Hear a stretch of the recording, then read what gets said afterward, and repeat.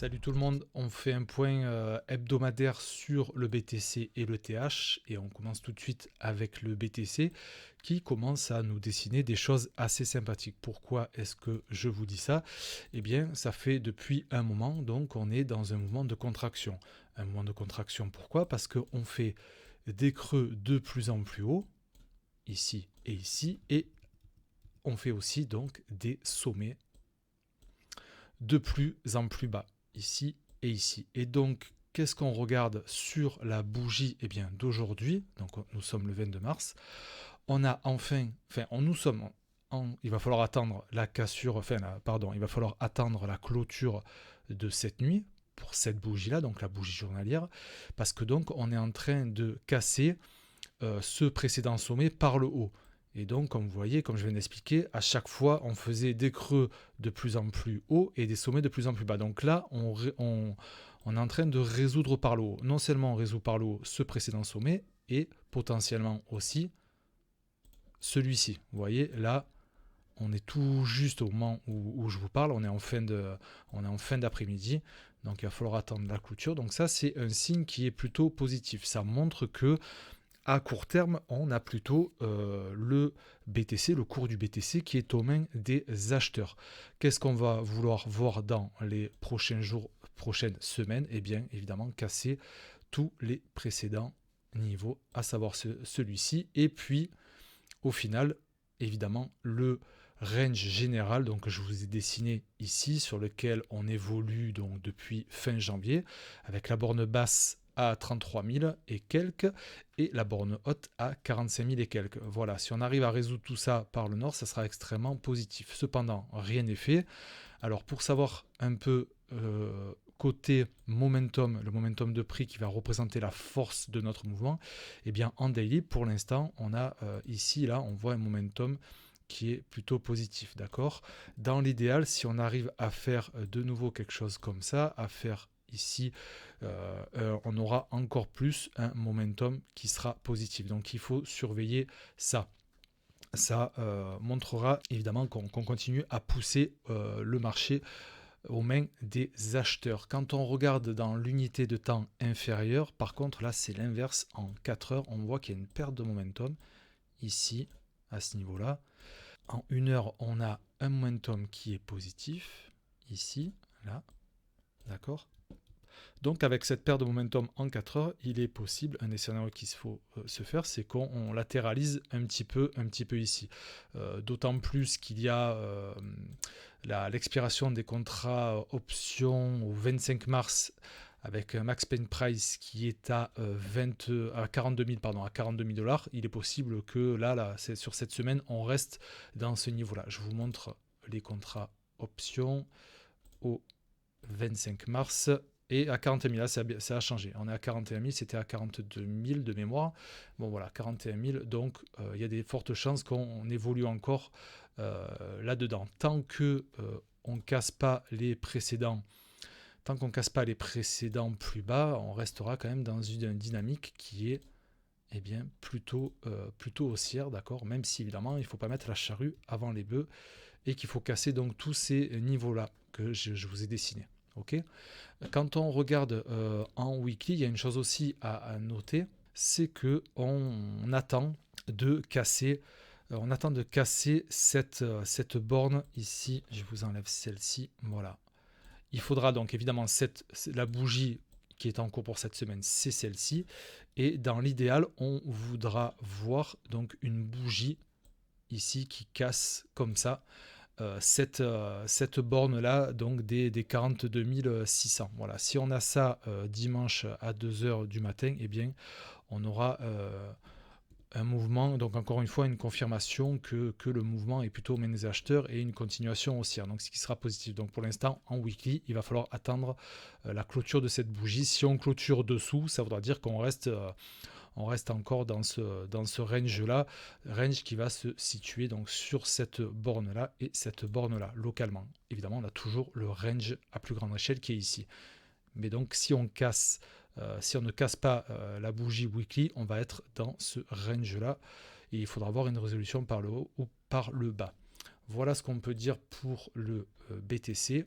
Du côté de l'Ether, du côté de l'Ether, lui, Ether qui s'en sort assez bien aussi, même plus que le BTC, vous voyez. On a eu aussi cette contraction avec ces creux ascendants et ces sommets descendants, ici, ici, ici et ici. Et donc, vous voyez qu'on est en train aussi de casser avec cette bougie, la bougie du jour, on est en train de casser par le haut. Donc ça, c'est quelque chose, je vais vous effacer ça, c'est quelque chose de positif. On a en plus, on voit les moyennes mobiles là qui ont les deux, le nuage, les mâts 18 et mâts 9 et les mâts 30 et mâts 13 qui ont cross bullish. Donc ça, c'est quelque chose de positif. Il faut que ça continue en ce sens. Au niveau du momentum de prix, pareil, une belle force acheteuse avec un beau momentum ici. Donc ça, c'est pareil, c'est positif, c'est bien. On a une petite perte de volume là, de volume acheteur. On va voir en 4 heures ce que ça donne. Et en 4 heures, ben, comme sur le BTC, on a une perte de momentum ici. Donc il y a des chances qu'on latéralise sur ces niveaux de prix aux alentours des 3000 $. En une heure, on a un momentum qui est lui boule. Voilà, donc c'est exactement, ça fait la même chose, vous l'aurez constaté, ça fait la même chose que le BTC. Donc, scénario possible, c'est de latéraliser probablement dans ces zones de prix là. De la même manière que le BTC, on attend des résolutions, donc des précédents sommets.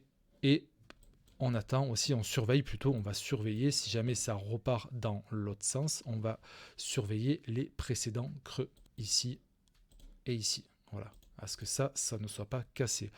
Voilà pour le BTC et l'ETH. On va enchaîner du coup avec les autres assets, les altcoins qui sont assez sympathiques et qui commencent aussi à dessiner des choses sympathiques. Je commence avec le GLD.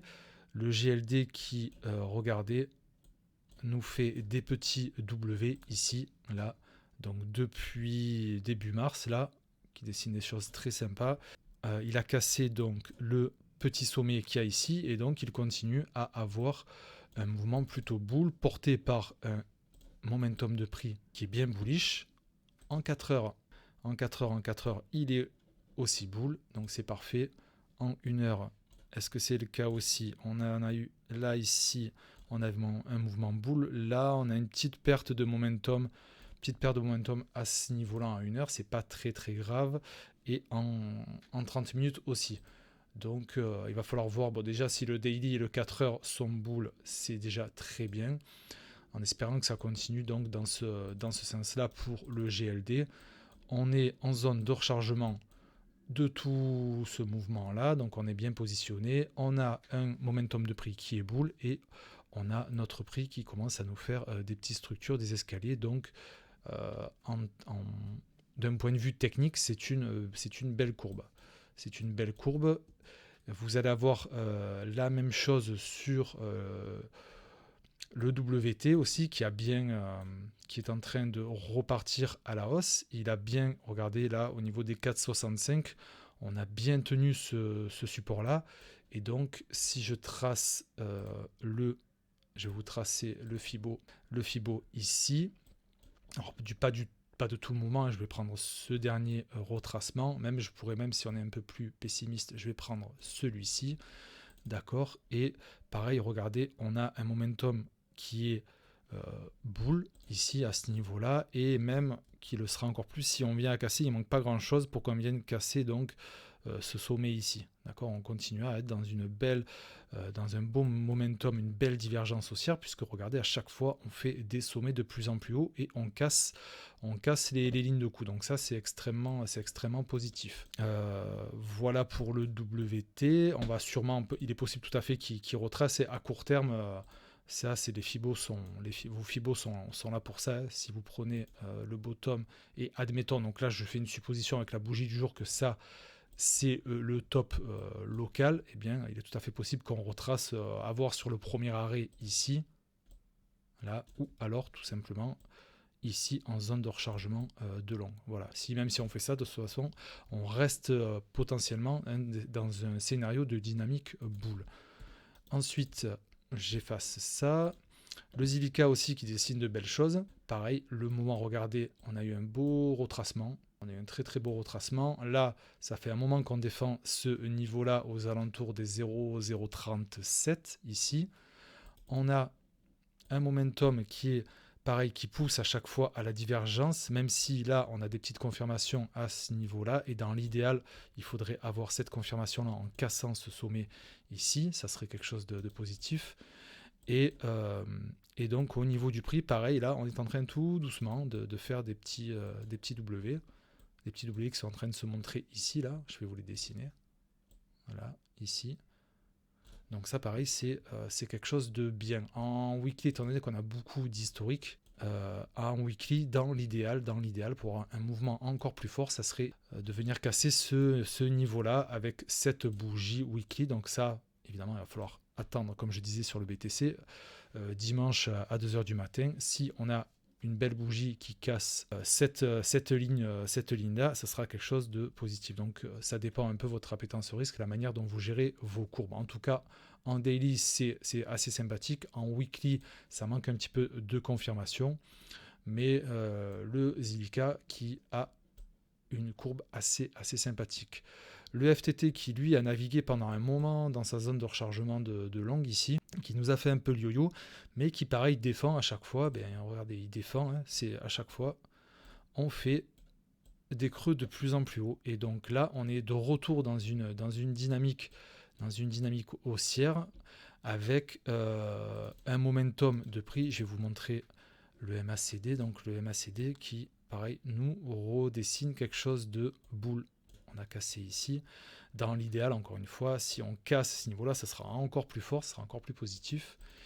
Et nos W qui commencent à se dessiner et qui plus est dans la zone de rechargement de longue. Donc ça, c'est quelque chose de positif. Le DOT aussi, pareil, regardez, on a fait un beau retracement. Donc là, joli retracement sur tout ce mouvement-là. On est venu en dessous de la zone de rechargement, qui est, je vous la dessine, qui est ici.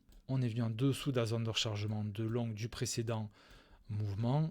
On est en train de tenir ce support-là aux alentours des 15,85. On a le momentum qui a une petite convergence haussière, mais c'est pas suffisant. En fait, dans l'idéal, on aimerait, voilà, on a un momentum qui est pas assez net. Voilà, moi j'aimerais voir dessiner quelque chose ici qu'on casse à la hausse, on casse cette ligne de coup là pour avoir un beau momentum boule et pour pousser cette courbe du DOT vers le nord.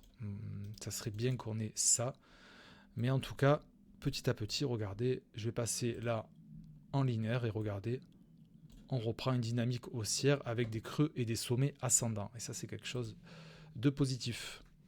Le SNX pareil, le SNX qui a bien retracé. On passe en weekly et la mèche la plus basse, celle-ci, cette mèche-là, regardez, on a bien clôturé. Donc là, cette semaine, la semaine dernière, on a bien clôturé à la hausse. Donc ça, en weekly, c'est un signe plutôt sympa. Et donc en daily, quand on voit se dessiner donc de nouveau une reprise de dynamique avec des creux et sommets ascendants, vous avez un beau momentum. Regardez ce beau momentum là qui est boule, qui a cassé ici et ici. Ça, c'est quelque chose de positif. On a des beaux volumes aussi, des beaux volumes, présence de volumes acheteurs alors que les volumes vendeurs, eux, sont en baisse. Donc le SNX qui, pareil, a une très belle courbe. Et évidemment, je ne vous ai pas dessiné la zone de rechargement, mais ça se voit évidemment qu'on est largement, regardez, je vous la dessine, le Fibo, on est bien positionné puisque on est, attendez, TradingView ou c'est moi plutôt, voilà, on est sous la RLZ ici, je vous la dessine, voilà, on est sous la RLZ, là, donc au niveau positionnement, on est extrêmement bien placé sur ce SNX là, des beaux volumes, un momentum qui est boule. En weekly, on a cassé la mèche la plus haute de la précédente mèche qui avait fait un bottom, donc c'est positif. KSM pareil, KSM, regardez qu'il y a eu un beau retracement ici. On a un momentum là qui dessine quelque chose de boule. Dans l'idéal, si on casse là, ça sera encore mieux. Et regardez, on a défendu, pareil, on a défendu ces niveaux-là aux alentours des 116, donc il faut que ça continue dans ce sens-là. C'est peut-être un petit peu tôt parce qu'on n'a pas eu encore, à contrario des autres, regardez là, on a cassé ici, mais dans l'idéal, ça serait de voir tout doucement se dessiner des petits W, un peu que le price action dessine quelque chose de joli, sachant que, étant donné la position dans laquelle on se trouve, il y a encore du temps. Si je prends tout le mouvement ici, on est sous la zone de rechargement, enfin non, on re-rentre dans la zone de rechargement de longue ici, donc on peut être patient et voir, on peut attendre tranquillement de voir se dessiner donc des belles structures comme ça. Voilà, et là il faut être un peu patient sur le KSM et qui dessine des choses assez sympathiques. Le rose aussi qui commence à dessiner là des W. D'accord. Par contre, ce qui est embêtant sur le rose, vous voyez, c'est que là, on est en limite de RLZ. On est en limite de RLZ. On a un momentum ici qui est boule et qui sera encore plus boule si on casse cette neckline là. Il va falloir voir comment ça se précise parce que justement, on est en dehors de la zone de rechargement. Zone de rechargement qui est un positionnement intelligent pour faire ses achats quand un mouvement a retracé ici. Là. Sauf qu'on va peut-être sortir, donc il faudra voir un peu comment ça va évoluer. Le MKR qui a fait aussi un beau retracement. On voit bien les pleins de mèches qui ont tapé aux alentours donc, de ces 1688, là, aux alentours là. 1650, 1680. On voit que ça a bien été défendu à chaque fois ici. Donc pareil, il faut attendre de voir se dessiner donc nos petits W. Pour le moment, on a en tout cas un momentum qui pourrait pousser dans ce sens puisqu'il est boule, ça c'est positif. Et évidemment, là, on voit bien qu'on a on a retracé. Donc si on trace le Fibo toute la courbe, on est aussi bien positionné puisque on est dans la zone de rechargement de longue ici. Voilà. Et pour finir sur ces courbes intéressantes, le Dusk qui est dans sa lui aussi zone de rechargement de longue ici. On a commencé à défendre pas mal, on a tapé un petit peu ici, donc on a tapé que 2 fois sur ce support là. Il faut patienter un petit peu, ça serait un petit peu tôt là, c'est un petit peu tôt, il va falloir le laisser un petit peu de déroulement pour voir. En tout cas, on a un momentum qui pousse à la divergence, c'est-à-dire qu'on a une divergence haussière qui a été ici, il faudrait en avoir encore une là, à ce niveau-là, avec voir se dessiner quelque chose comme ça, ça serait positif. Donc là, c'est un peu plus précoce pour le Dusk, mais en tout cas, pareil, qui dessine des choses assez sympathiques à garder sous le coude, à garder sous l'œil. Voilà, c'est tout pour aujourd'hui. Je vous dis à très vite. J'espère que cette vidéo vous a plu. Ciao, ciao, bye bye.